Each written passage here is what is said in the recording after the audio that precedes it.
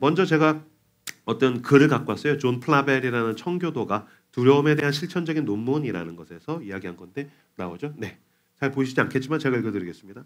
하나님이 창조하신 모든 피조물 가운데에서 인간은 자기 자신을 괴롭히기가 가장 쉬운 존재다. 인간이 자기 몸과 마음에 부과하는 온갖 골칫거리 가운데에서 자신의 두려움만큼 잔인하고 무정한 것은 없다. 그러니까 인간이 자기 자신을 괴롭히는데 특히 두려움은 최악의 전망을 우리 앞에 던져놓으며 이로써 우리 마음은 가장 깊고 치명적인 상처를 입는다. 이때 우리가 지닌 내적인 용기와 인내력의 근원이 끊겨져 나가기 때문이다.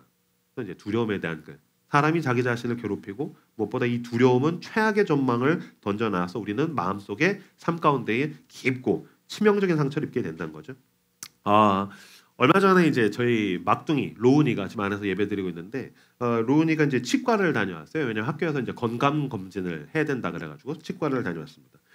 그랬더니 이제 제 아내가 여보, 얘 치과 치료 받아야 되는데 어금니에 구멍이 났대. 왜냐면 저희 막둥이가 제일 좋아하는 것은 베스킨라빈스의 민트 초코예요. 그래서 민초를 그렇게 드시더니 이제 어금니에 이제 구멍이 났다라는 거예요. 그래서 이제 아내랑 저랑 얘 이거 치과 보내겠네, 이거 치과 보내겠네. 그랬더니 이제 지도 눈치를 까는 거죠. 이제 입을 계속 어머 이거 나 절대로 치과 안 갈 거야. 난 절대로 치과를 안 갈 거야. 이제 뭐 이런 식으로 이제 얘기를 하는 거예요. 로운이는 치과를 가고 싶지 않아요. 왜 그럴까요? 치과에 가면 치과 의사가 로운이를 고통스럽게 하기 때문입니다. 그러니까 치과에 가면 아픈 거죠. 그러니까 자기가 고통을 당한다는 것을 알기 때문에 절대로라고 이야기할 정도로 얘는 지금 난 무조건 안 갈 거야. 난 그 고통을 당하고 싶지 않아. 난 피할 거야. 라고 지금 결의를 가지고 있는 겁니다. 이 로운이를 치과와 치과 의사는 로운이를 아프게 할 것입니다. 그리고 이 얘에게 어금니에 문제가 있다는 것을 알게 된 다음부터 아빠와 엄마의 의지는 얘를 치과로 보내는 겁니다. 이제 씨름이 시작되는 거죠. 나 안 갈 거야. 아니야, 너 가야 돼. 로운이의 소원은 뭐냐면요, 치과에 가지 않는 겁니다. 이 소원은 제가 예언하건대 실패할 것입니다. 그래서 사실 며칠 전에 이제 제 아내가 먼저 1차로 치과 치료를 데리고 갔다 왔습니다. 아빠와 엄마는 로운이의 소원을 절대로 들어줄 수가 없습니다. 왜 그럴까요? 제가 예언할 것입니다. 로운이는 치과에 가서 고통을 당하게 될 것입니다.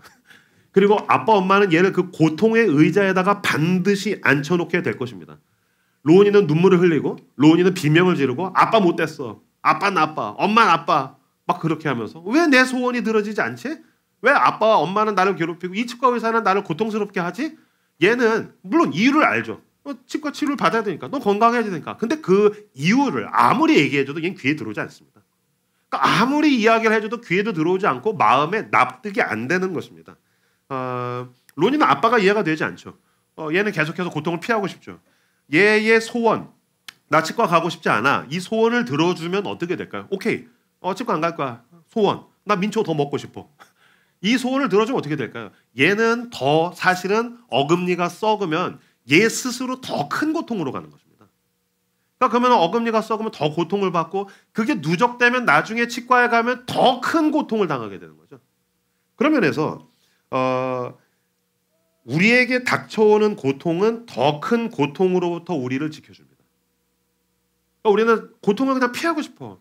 고통을 면하고 싶어. 내가 원하는 달콤함, 내가 원하는 좋은 걸 얻고 싶어. 하나님께서 얘기하시든지 성경이 이야기하든지 사실 그 귀로 들어오지 않고 내가 납득이 되지 않습니다. 왜 내 소원이 이루어지지 않지? 라는 답답함이 우리에게 있죠. 그러나 우리에게 닥쳐오는 우리가 당하는 고통은 우리를 더 큰 고통으로부터 우리를 지켜준다는 사실을 우리가 알 필요가 있다는 것입니다. 근데 사실 이거는 이해가 되지 않죠. 로운이처럼. 그냥 우리는 그저 현실이 싫고 다 미울 뿐입니다. 아브라함의 이야기를 한번 가보죠. 아브라함은 부르심을 듣고서 하란으로부터 떠나서 가나안으로 가게 됐습니다. 지난주에 살펴보았지만 어디로 가야 될지 몰라서 가는 곳마다 제단을 쌓고 가는 곳마다 기도를 하면서 주님 인도해 주십시오. 그렇게 기도하고 제단을 쌓으면서 그렇게 하나님께서 빚어주시는 그 순종을 통하여서 그 땅에 드디어 도착하게 됩니다. 근데 그 땅에 왔더니 그 땅이 나를 반겨줍니까? 아니요. 거기는 거류민들이 있었습니다. 그래서 사실은 하나님의 약속의 땅이 갔는데 막상 내가 살았던 메소포타미아보다 좋지 않습니다. 하나님께서 인도하시는데 막상 그게 좋지 않습니다. 그러니까 여러분들 가운데에서도 최근에 막 믿음이 좋아졌더니 삶이 살만해졌습니까? 그렇지 않을 겁니다. 아니면 예수를 안 믿다가 예수를 믿어졌더니 막 내 삶이 잘 풀렸습니까? 그러지 않을 것입니다. 왜 그럴까요? 그건 믿음이고 약속의 문제입니다. 아직 하나님의 약속이 완전히 성취되지 않았습니다. 하나님이 인도하시는 것입니다. 어떤 면에서 현실은 미완이고 현실은 깨져 있고 현실은 찢어져 있습니다. 그러니까 아브라함은 굉장히 못마땅하겠죠. 이게 뭐야? 왜 이렇게 힘들지? 그런 가운데에서 여러분, 우리는 언제나 믿음을 가지고서 산다는 것을 알 필요가 있습니다. 현실은 믿음을 배반하는 것처럼 보입니다. 우리는 보이는 대로 믿고 닥치는 대로 사는 사람들이 아닙니다. 하나님의 약속을 믿는 사람들입니다. 하나님을 믿는 사람들입니다. 현실이 나를 배반한 것처럼 보일지라도 하나님께서 결국에 나를 가장 좋은 곳으로 인도하실 거야 라는 것을 믿으면서 나가는 것입니다. 여러분, 우리의 기준은 현실이 아니라 믿음입니다. 만약에 당신이 믿음의 사람이라고 한다면 나의 기준, 내 삶에 대한 기준은 믿음이 되어야 되는 거지, 현실이 되면은 우리는 오늘 우리가 계속해서 살펴볼 아브라함처럼 더 어긋난 선택, 더 왜곡된 선택들을 하게 될 것입니다. 창세기 12장 10절 말씀 읽어볼까요? 읽겠습니다. 시작.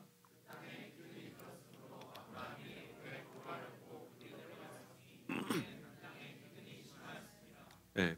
여기서 말하는 그 땅, 그래서 정관사죠. 바로 그 땅, 약속하신 그 땅에 왔습니다. 근데 뭐가 왔다고요? 기근이 왔습니다. 그 땅에 왔더니 막 일확천금을 벌고 풍년이 올고 막 잘 먹고 잘 산 게 아니라 그 약속의 땅에 왔는데, 믿음을 가지고 드디어 내가 순종해서 왔는데 거기에 기근이 왔다라는 것입니다. 얼마나 당황하겠습니까? 여기가 그 땅이 아닌가?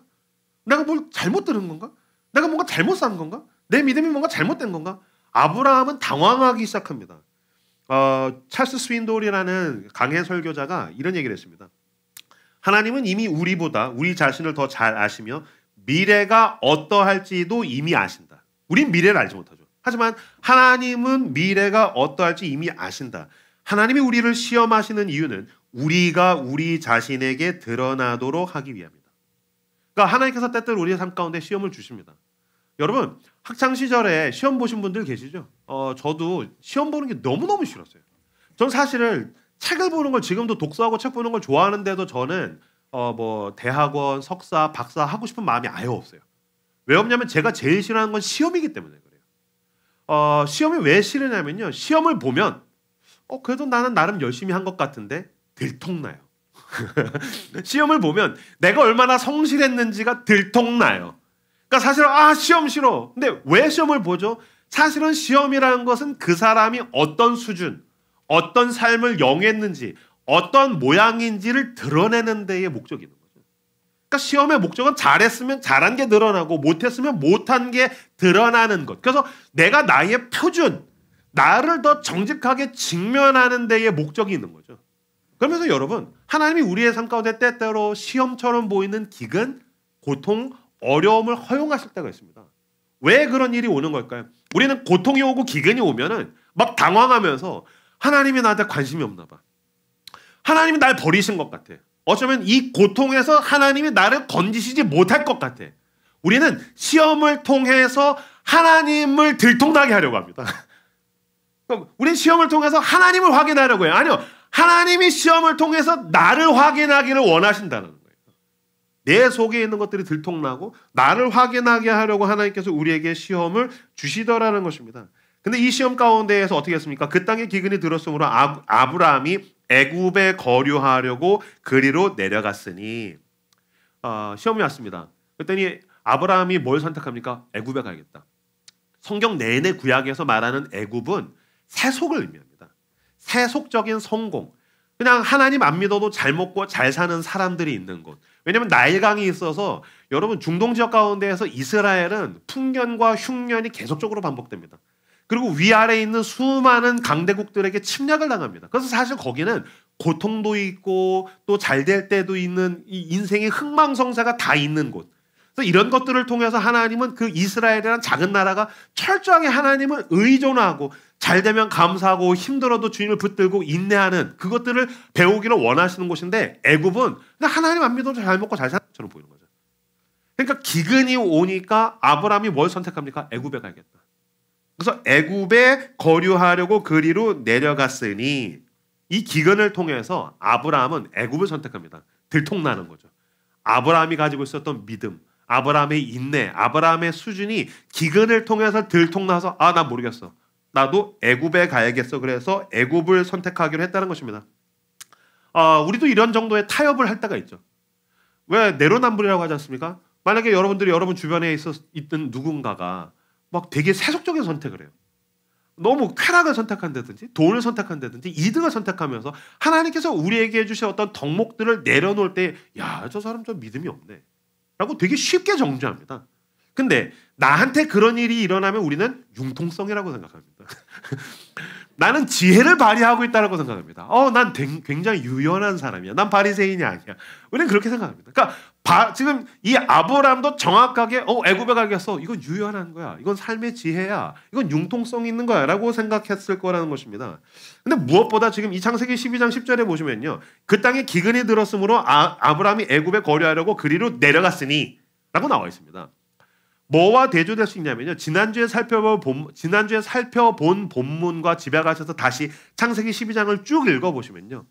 하나님이 불러내셔서 그 땅, 약속된 땅으로 갈 때는 가는 곳마다 제단을 쌓고 기도합니다. 근데 그 땅에 도착했더니 기도하지 않습니다. 그 땅에 도착했더니 제단을 쌓지 않습니다. 기근이 왔더니 기도하지 않습니다.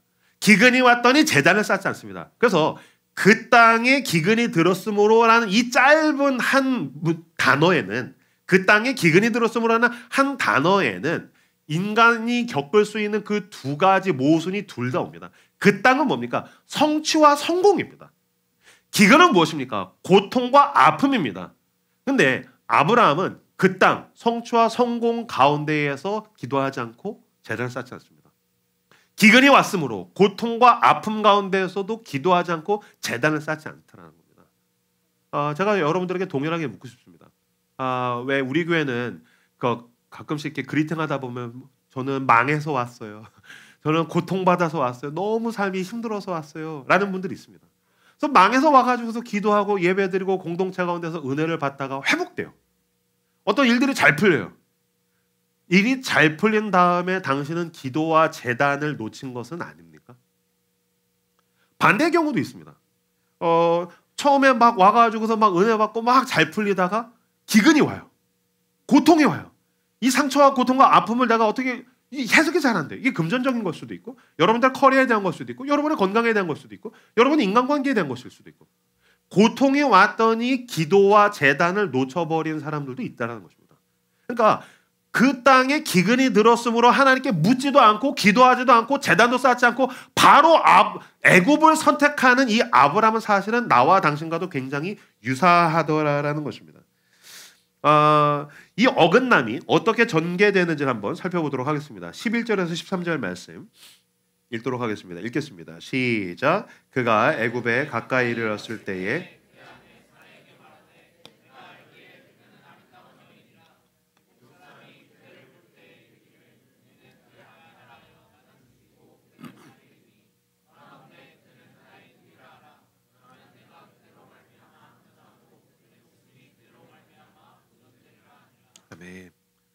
그 땅, 어떤 성취와 성공, 그 다음에 기근, 그런 고통과 아픔과 어려움, 이 가운데에서 기도와 제단을 놓치고 애굽을 아브라함은 선택해서 그리로 가게 됩니다. 우리도 마찬가지로 달콤함에 도취되어서 기도와 제단을 놓치고 또 고통에 함몰되어서 기도와 제단을 놓치고 내가 원하는 애굽을 선택할 때가 있죠. 그랬더니 내가 막 잘 먹고 잘 살았습니까? 아브라함이 애굽에 갔더니 막 행복했습니까? 거기 막 유토피아였습니까? 아닙니다. 가자마자 간 것도 아닙니다. 그가 애굽에 가까이 이르렀을 때 아직 도착한 거 아닙니다. 그 땅을 두자마자 너무 두려워서 벗어났는데 더 큰 두려움을 직면하게 됩니다. 뭐였냐면은 이 아브라함의 아내 사레가 엄청난 미인이었던 거예요. 그래서 그의 아내 사레에게 말하되 내가 알기에 그대는 아리따운 여인이라 애굽 사람이 그대를 볼 때 이르기를 이는 그의 아내라 하여 나는 죽이고 그대는 살리리니 원하건대 그대는 나의 누이라 하라. 그러면 내가 그대로 말미암아 안전하고 내 목숨이 그대로 말미암아 보존되리라 하니라. 무슨 말이냐면요. 아내가 엄청난 미인이었던 것 같아요. 그래서 어쨌든 나는 처음 가는 이방인들의 땅인데 그들이 막 당신을 욕심내서 나 죽이고 당신 뺏어가면 어떡해. 어차피 그 왕이나 여기 있는 이 애굽에 있는 권력자들이 욕심내면 당신은 데려가게 되어 있잖아. 그러니까 첫 번째 1번 나를 죽이고 당신을 데려간다. 2번 나를 살리고 당신을 데려간다. 그러니까 뭐가 현명하겠어. 그래서 말도 안 되는 딜을 하는 거죠. 그러니까 누이라고 하자 라고 하는 말도 안 되는 거짓말을 제안하게 됩니다. 사실 엄청난 미인과 살게 되면 남자가 고통스러운 거죠. 여러분들은 모를 것입니다. 나는 알고 있죠.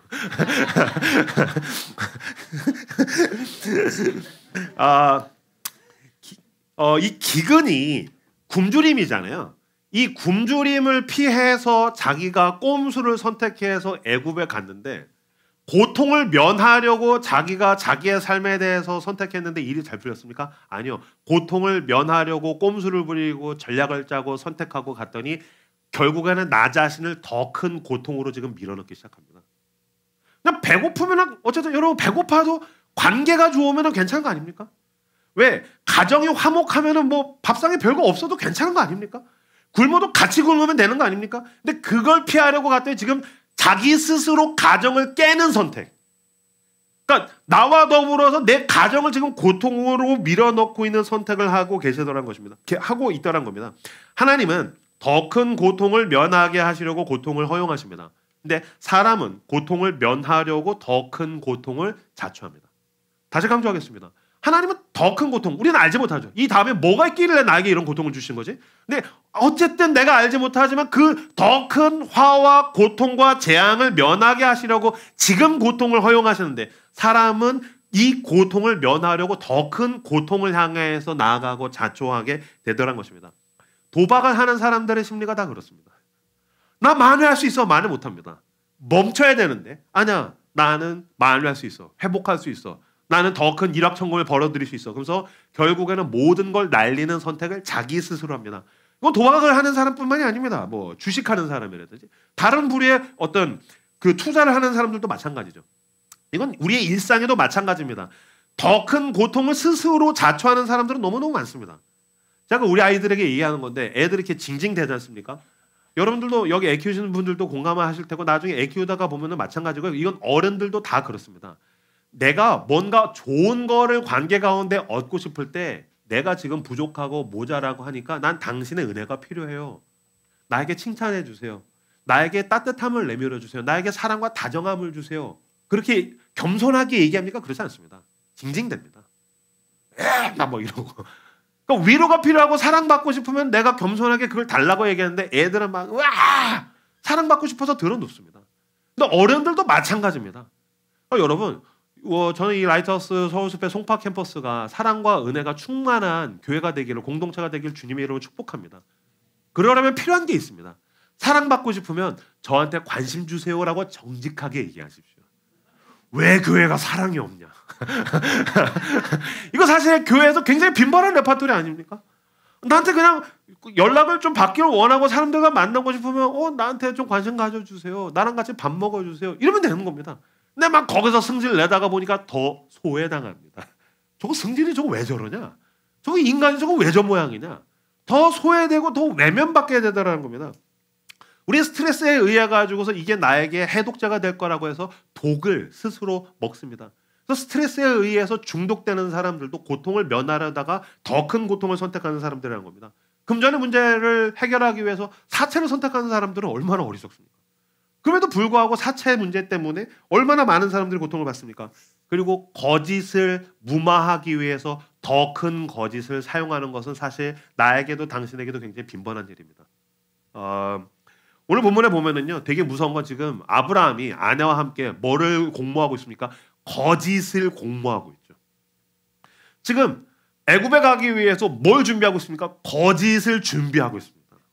근데 여러분, 제가 예전에도 이거 설교하면서 몇 번 얘기했는데 거짓은 우발적이지 않습니다.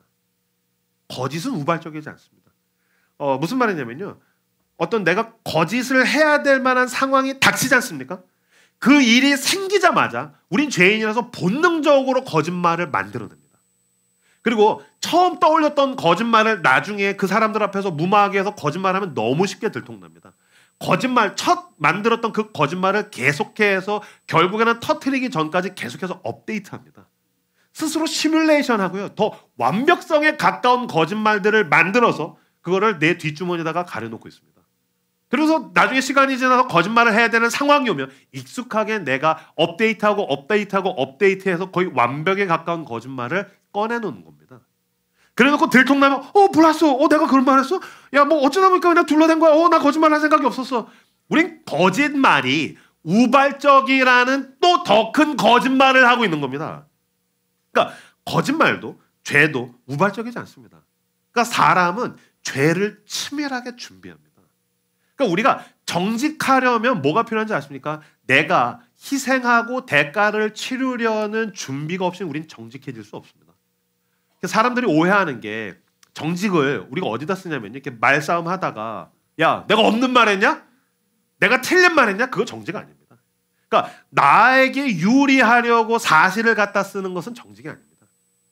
정직하려면 내가 금전적 손해를 보더라도 나는 정직하겠다 라는 준비를 기도하면서 하지 않으면 우린 정직해질 수 없습니다. 내가 망신을 당하더라도 내가 쌓아왔던 내 명예를 내 스스로 다 부숴버리더라도 나는 정직해지겠다. 무엇보다 내가 하나님 앞에서 내가 정직해지고 내가 사람들 앞에서 정직해지겠다는 그 정직을 준비하지 않으면, 정직을 노력해서 내가 열심히 준비하고 기도하고 그 용기를 달라고 애쓰지 않으면 우린 요만큼도 정직해질 수 없습니다. 너무나도 참 웃기고 웃픈 것은 믿음의 조상이라는 이 아브라함이 스스로 기근을 면하려고 애굽을 선택해놓고 지금 아내와 함께 거짓을 공모하고 있더라라는 것입니다. 창세기 12장 15절 16절 같이 읽도록 하겠습니다. 읽겠습니다. 시작.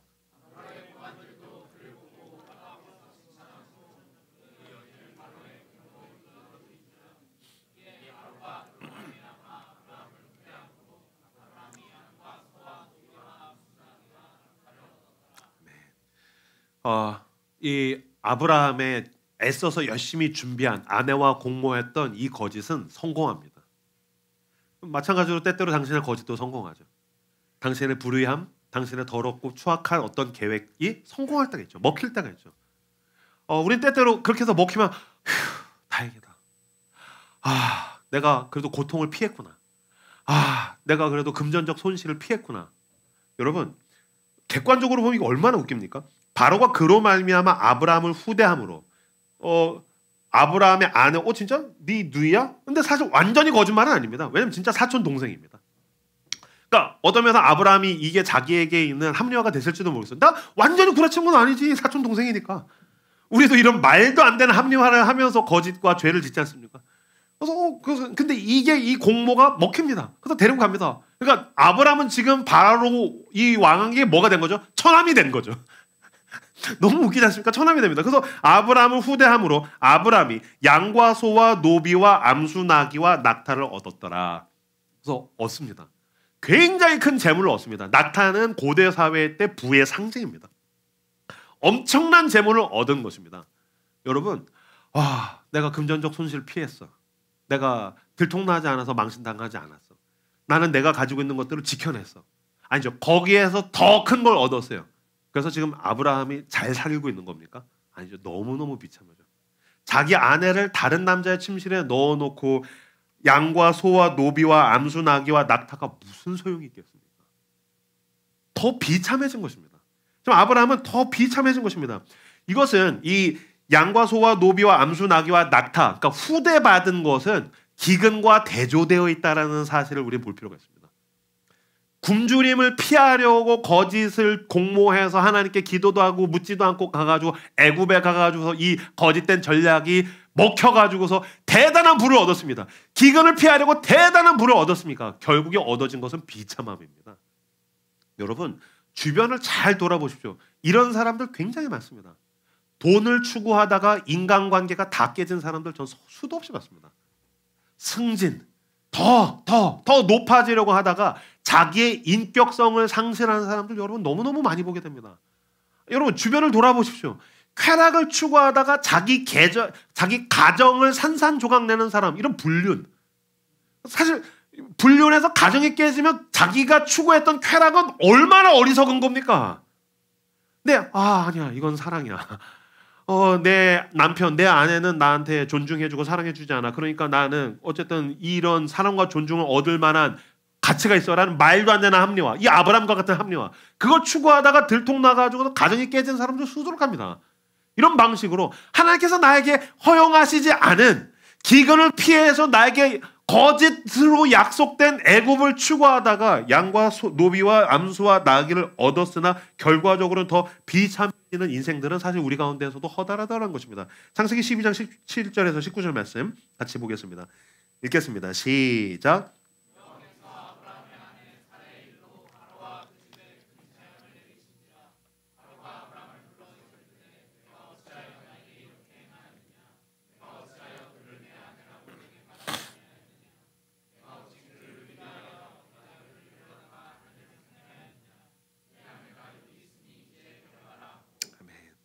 여호와께서 아브라함의 아내 사레의 일로 바로와 그 집에 큰 재앙을 내리신지라. 아브라함은 그 기근으로 인해서 하나님의 약속을 내팽개쳤습니다. 세 가지의 지금 문제가 있습니다. 첫 번째, 그 약속의 땅을 떠났습니다. 이건 그러니까 영적으로 믿음에 대해서 문제가 있다는 것입니다. 두 번째, 아내를 팔아먹었습니다. 그의 내적인 윤리성과 도덕성을 완전히 상실했다는 것입니다. 세 번째, 지금 큰 재앙을 내리신지라. 하나님께서 지금 이 아브라함으로 인해서 애굽 땅에 그리고 왕에게 재앙을 내렸습니다. 이게 뭐가 대조되어 있죠? 처음에 창세기 그 12장에서 하나님께서 아브라함에게 뭐라고 했습니까? 넌 복이 될지라. 근데 재앙이 된 겁니다. 관계성이 문제가 된 겁니다. 마찬가지입니다. 여러분, 영적으로 문제가 되지 않습니까? 하나님의 약속을 놓치고 하나님과의 관계가 어그러지지 않습니까? 그러면은 아내를 팔아먹는다는 것으로서 윤리성과 도덕성의 내면에 문제가 생깁니다. 그리고 이것은 내가 복이 되어야 되는데 재앙으로서 누군가에게 존재하는 관계성의 문제로 확대되게 되더라는 것입니다. 그러니까 이것은 그냥 아브라함이 실수했구나. 지금 아마 서울숲에서 1, 2, 3부 또 다른 목사님과 전도사님들이 똑같은 본문으로 이제 설교를 할 텐데 우리가 일주일 동안 그 설교문을 계속해서 공유했거든요. 그 중에서 한 분 목사님이 실패한 것처럼 보입니다. 아브라함은 믿음의 여정에서 실패한 것처럼 보입니다라는 문장을 썼어요. 제가 설교문이 너무 좋네요. 근데 이거 수정하십시오. 실패했다. 아브라함은 완전히 총체적으로 실패했습니다. 그러니까 아브라함은 좀 실수한 것 같아. 좀 어긋난 것 같아. 뭔가 잘못된 것처럼 보이는 것 같아.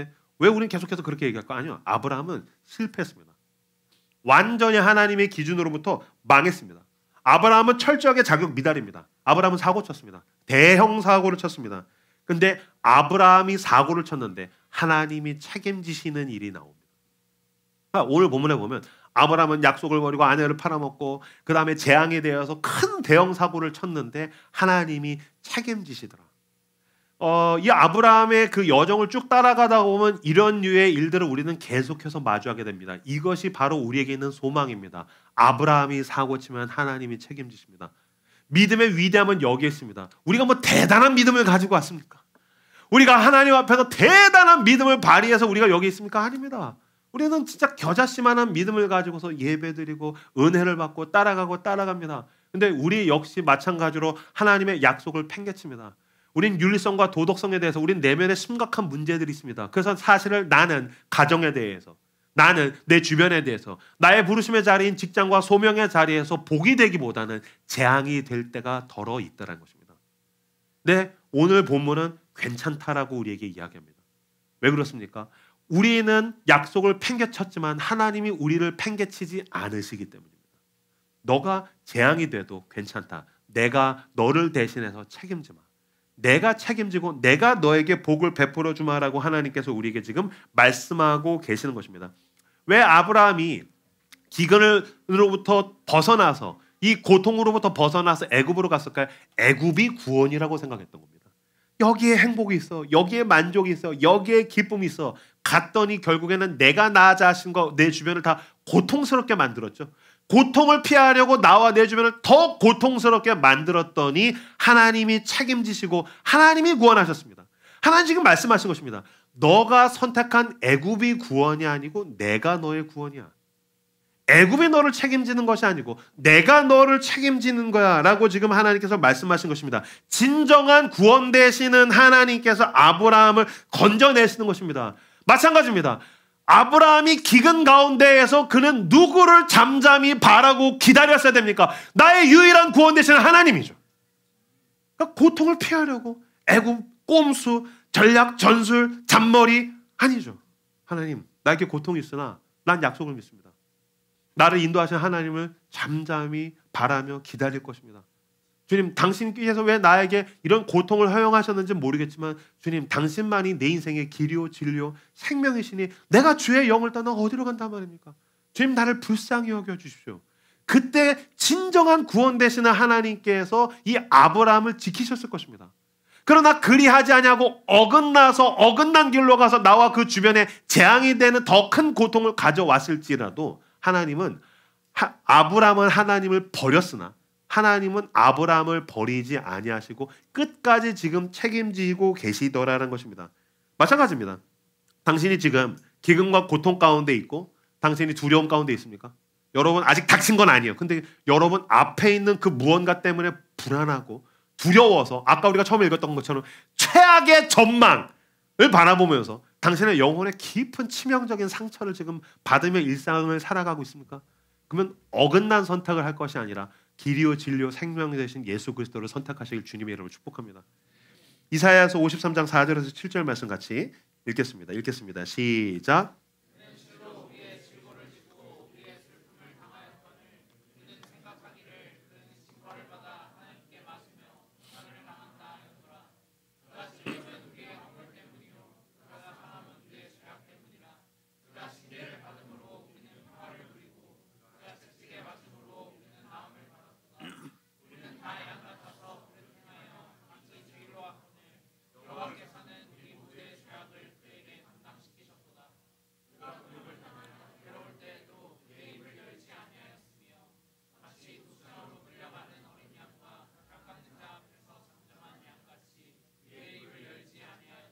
아멘. 5절을 보십시오. 그가 찔림은 우리의 허물 때문이요 그가 상함은 우리의 죄악 때문이라. 그가 징계를 받음으로 우리는 평화를 누리고 그가 채찍에 맞음으로 우리는 나음을 받았도다. 여기서 말한 것이 무엇입니까? 우리의 고통을 대신해서 그리스도께서 고통을 받으셨다는 것입니다.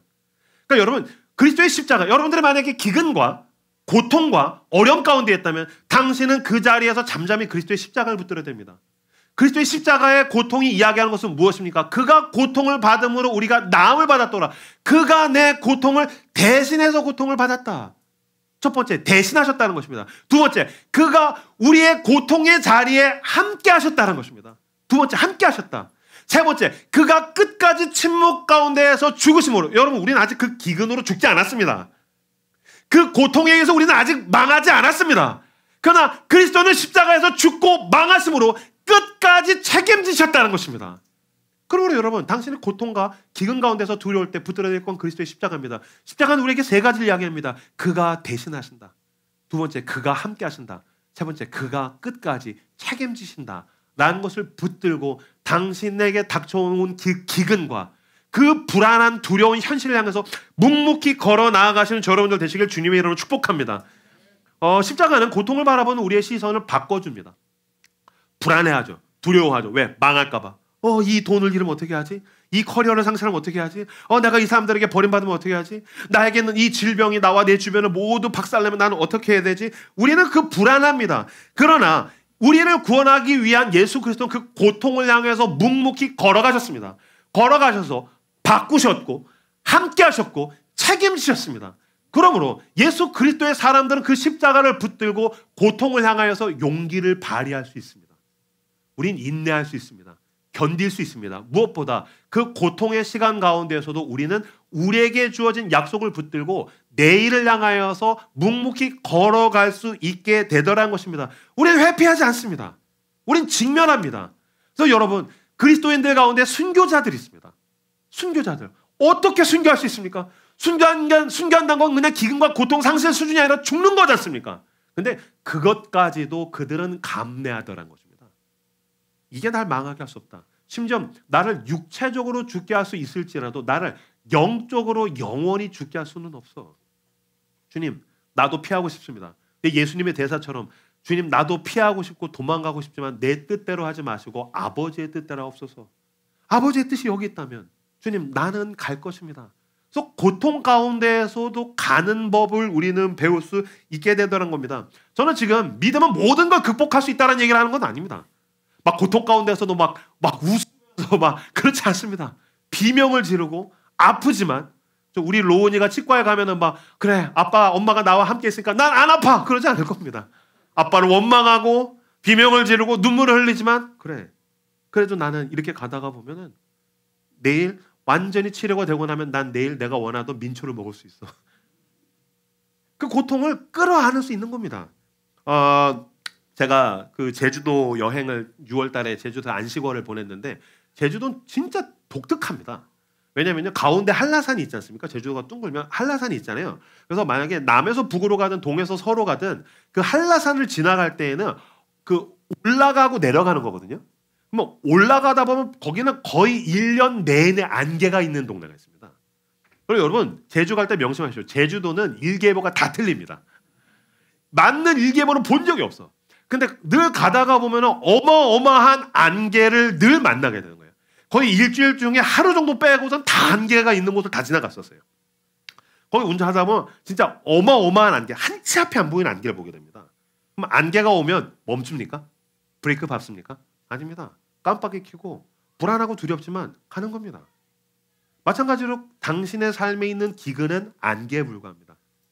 당신의 삶에 있는 고통은 안개에 불과합니다. 당신 삶 가운데 닥쳐오는 그 수많은 시험과 어려움은 안개입니다. 그리스도께서 나와 함께 하시고 나를 대신하시고 나를 책임진다는 것을 할 때 우리는 그 안개 속에서 갑니다. 지금 내가 아픕니다라는 그 깜빡이를 깜빡깜빡 하면서 가는 겁니다. 내가 지금 힘듭니다. 고통스럽습니다라는 깜빡이를 깜빡깜빡 하면서 좀 조심해 주십시오. 왜냐하면 제가 지금 아프거든요. 라는 것을 드러내면서 우리는 가는 겁니다. 가다가 보면 언제 그랬냐는 듯이 안개가 사라지게 될 겁니다. 제가 한 10여 년 전에 청년 사역할 때에 그 저희 교회 제 그 공동체에 있는 청년들을 데리고서 제주도에 자전거 타고서 일주를 한 적이 있어요. 한 5박 6일 정도. 그래서 하루에 한 30km에서 70km 정도 이제 자전거를 타는 거죠. 그때도 6월이었어요. 그때 자전거 타고서 가는데 한 5일째인가 한 4일째인가 됐을 때에 장마 기간이라서 아침에 딱 일어났는데 비가 막 오는 거예요. 비가 막 오니까 대번에 지금 한 12명 정도 됐는데 목사님 비 옵니다. 어떻게 가요? 비 와요. 미끄러지면 어떡해요? 사고 나면 어떡해요? 목사님 비가 와서 못 갈 것 같아요. 어떡해요? 근데 이미 다음 숙소를 잡아놓은 상태거든요. 그러니까 어떻게 해야 되지? 어떻게 해야 되지? 리더로서 이거 굉장히 쉬운 선택은 아니죠. 근데 에라 모르겠다. 가자. 천천히 가보자. 이건 저에게 굉장히 놀라운 경험이었었어요. 왜냐하면 처음에는 막 불평, 원망, 못 가요. 막 비 자체가 굉장히 장애물이라고 생각하는 거죠. 근데 막 가다가 보니까 갈만하네. 근데 괜찮은데? 이게 처음에 젖으면 어떻게 하지? 근데 홀딱 젖으면 문제가 안 됩니다. 비 때문에 젖으면 어떻게 하지? 이건 안 젖은 사람이 하는 불안함입니다. 근데 홀딱 젖으면 나는 자유해 하면서 받아들이면 이거 아무것도 아닌 겁니다. 심지어는 나중에는 그 형제 중에 몇 놈들은 목사님 비가 오니까 그전에는 해가 찌면 더워가지고 물 마시려면 이렇게 자전거 타면서 막 물통 열어가지고 마시는 거 힘들었는데 지금 비가 오니까 그냥 입만 벌리면 물을 마실 수 있어요. 막 그래서 오히려 막 기뻐하면서 평안하면서 가는 거예요. 그러니까 이 비라는 어려움, 고통, 장애물 이게 나를 멈추게 하는 게 아니라는 걸 경험하게 되는 거죠. 무슨 말인지 아시겠습니까? 하나님께서 우리 인생 가운데에서 기근을 허용하시는 이유가 여기에 있습니다. 그게 나를 멈추게 할 수 없다는 것입니다. 오히려 우리는 그 기근과 고통 가운데에서 나를 보호하시는 하나님을 경험하게 될 것입니다. 그 기근과 고통 가운데서 나를 인도하시는 분이 누구신가? 나의 공급자가 누구신가? 누가 나를 지키시며 누가 나의 길이요 진리요 생명 되시는가를 우리는 모두 경험하게 되는 줄로 믿습니다. 그 예수 그리스도를 붙들고서 묵묵히 씩씩하게 용기를 발휘해서 믿음으로 걸어나가시기를 주님의 이름으로 축복합니다. 제가 우리 로운이에 대해서 예언하는 것, 너는 고통에 의지에 앉게 될 거야. 치과 의사는 널 괴롭히게 될 거야. 넌 비명을 지르고 눈물을 흘리게 될 거야. 하지만 너는 더 건강한 이빨을 가지고 넌 더욱더 멋진 삶을 살게 될 거야. 마음껏 민초를 먹으면 더 치과에 많이 가게 되겠군요. 근데 저는 그런 고통을 예언한 것처럼 제가 여러분들에게 동일하게 예언하겠습니다. 당신은 앞으로 살아가면서 고통을 당할 것입니다. 폭풍 속에서 쓸쓸하게 노를 젓고 있는, 죽어라 노를 젓는데 한 치도 갈 수 없고 방향도 바꿀 수 없는 그런 당신을 발견하게 될 때가 있을 것입니다. 시편 23편에서 다윗이 고백하죠. 내가 사망의 음침한 골짜기를 다닐지라도 해를 두려워하지 않는 것은 주께서 나와 함께 하심이라. 근데 이 말은 반대로 이야기하면 다윗이 어떤 삶을 살았단 겁니까? 사망의 음침한 골짜기에 갔단 겁니다. 영어로 그 버전을 보면 NIV인가? The darkest valley. The darkest valley. 그러니까 가장 캄캄한 언덕. 한 치 앞도 보이지 않는. 왜 가끔씩 이렇게 깊은 숲에 가면 해가 쨍쨍 쪄 있는데 캄캄해가지고서 야 이거 진짜 뭐 늑대라도 나온 거 아니야? 그런 두려움이 있지 않습니까? 그런 음침한 골짜기를 가게 될 것입니다. 베드로전서 4장 12절 13절 말씀 화면을 보시고 같이 읽도록 하겠습니다. 읽겠습니다. 시작.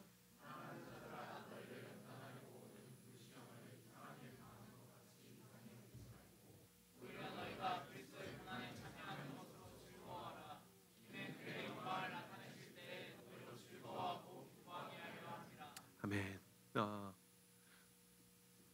아비가 아이들을 병원에 데리고 가는 것은 이 아이를 더 기쁘고 즐거운 삶을 살게 하려고 하듯이 마찬가지로 하나님께서 우리는 여전히 이해가 안 되고 여전히 영문을 알 수 없지만 기근과 고통을 허용하시는 것은 너희로 즐거워하고 기뻐하게 하려 함이라고 주님께서 말씀하십니다. 그제서야 비로소 우리는 하나님이 나를 이토록 신실하게 인도하신구나라는 것을 깨달을 겁니다. 이거는 제 설교문에는 없는 내용인데 아까 저는 사실 여기 와서 설교할 때까지도 내가 이 생각을 하게 될 줄은 몰랐어요. 딱 이 자리에 처음 앉아서 저랑 아내랑 찬양하면서 엉엉 울었습니다. 아까 우리 효정자매랑도 얘기했는데 딱 앉았는데 뭐 생각나면요. 6년 전에 방배동에서 개척할 때 생각이 팍 났어요. 생각해보니까 되게 비슷해요. 의자도 이러고 지금 여러분 이건 너무 우리 호화스러워. 이거 인간이 절반이 안 됐거든 우리는. 그럼 열 몇 명. 그럼 그때는 정말 하나님 저 어떡해요. 인간이 열 몇 명밖에 없어요. 막 이상원 따위나 여기 있네요. 막 그러면서 저 어떡해요. 막 난 망하는 거 아니에요. 그러다 막 한두 명 늘어나서 감사하다. 그래서 제가 설교할 때 여러 번 말씀드렸지만 코로나 와가지고서 이거 망했다. 끝났다. 근데 여러분 너무 쾌적하지 않습니까? 1시 반에 이 서울숲 가면 지난주 150명 왔대요. 그럼 여러분 숨도 쉬기 힘듭니다. 숨도 쉬기 힘듭니다. 그러면 저는 여기 와가지고 혼자 기도하는 가운데 제가 뭐 느끼냐면 그치. 게다가 찬양도 오 신실하신 줄 나오더라고요. 그치. 하나님은 신실하시지. 영규야 네 인생 가운데 너는 불시험을 당하고 기근과 고통을 당하지만 그러니까 우리 교회가 잘 돼서 할렐루야 이게 아니라 하나님은 언제나 우리에게 신실하신 분이시라는 것입니다. 오히려 나에게 내 삶 가운데 오는 그 두려움과 고통과 불안과 기근은 나로 하여금 하나님의 신실함을 찬양하는 재료에 불과하다는 것을 깨닫게 되는 줄로 믿습니다. 베드로전서 4장 19절 말씀 같이 읽겠습니다. 읽겠습니다. 시작.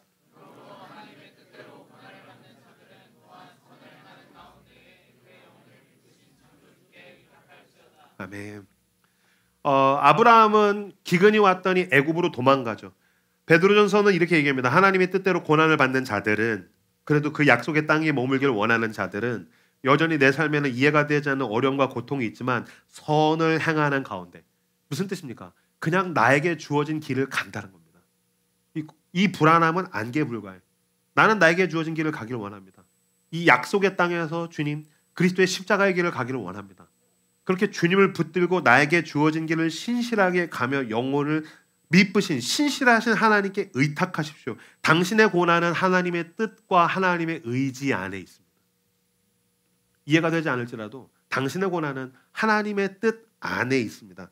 요한복음 16장 33절 읽겠습니다. 읽겠습니다. 시작.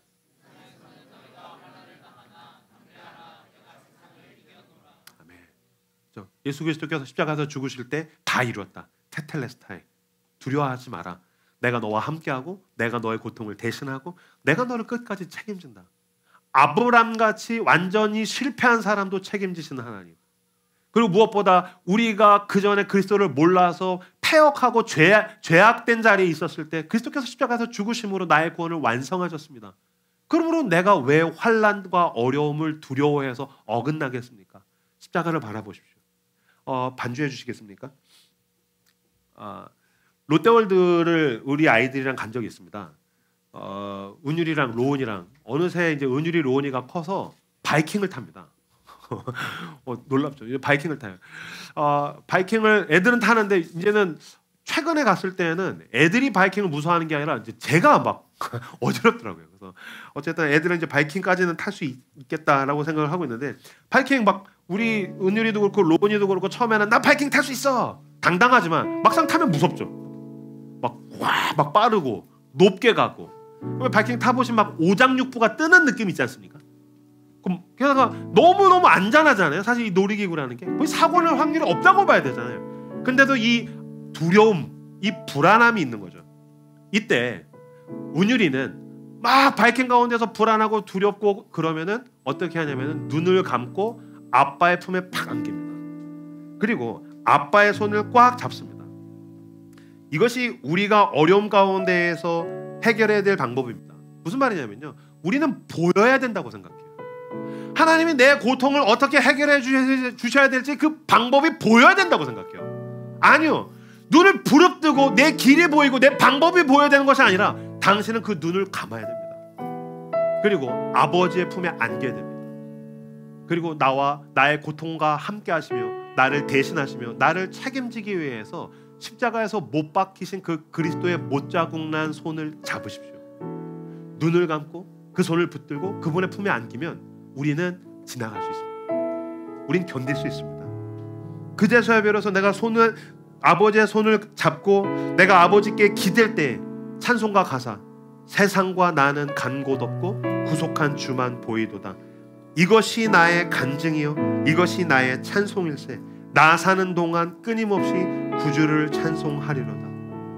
믿음의 눈을 뜨시고 여러분의 육체의 눈, 현실을 바라보는 눈을 감으십시오. 세상과 나는 간 곳 없고 구속한 주만 보이도다. 그 주님이 바라볼 때 우리는 하박국 3장 17절에서 19절의 고백을 할 수 있을 것입니다. 제가 읽어드리겠습니다. 비록 무화과 나무가 무성하지 못하며 포도나무에 열매가 없으며 감람나무에 소출이 없으며 밭에 먹을 것이 없으며 우리의 양이 없으며 외양간에 소가 없을지라도 기근이 왔다는 거죠. 망하는 것처럼 보인다는 거죠. 현실이 내 삶을 배반한 것처럼 보인다는 거죠. 하나님 뭡니까? 난 너무너무 두렵습니다. 아픕니다. 비명을 지르지만 끝나지 않습니다. 나는 여호와로 말미암아 즐거워하며 나를 구원하시는 하나님으로 말미암아 기뻐하리로다. 주 여호와는 나의 힘이시로다. 아멘. 함께 오늘 우리에게 주신 말씀 붙들고 기도하며 나가도록 하겠습니다. 기도합시다.